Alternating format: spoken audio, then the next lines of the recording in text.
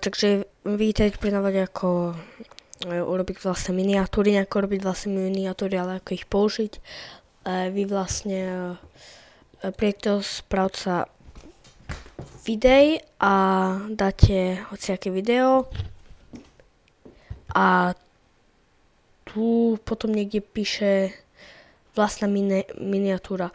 Ja už tu mám, ale to nie, to môžete až vtedy, keď ste si verifikovali kanál. To sa robí, tu príjete na kanál a dáte verifikovať.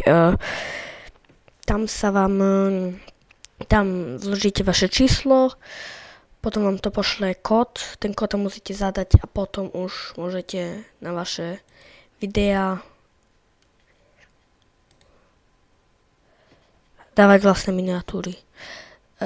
Takže keď sa vám video páčilo, dajte like, dislike, a to by potešil a čaute.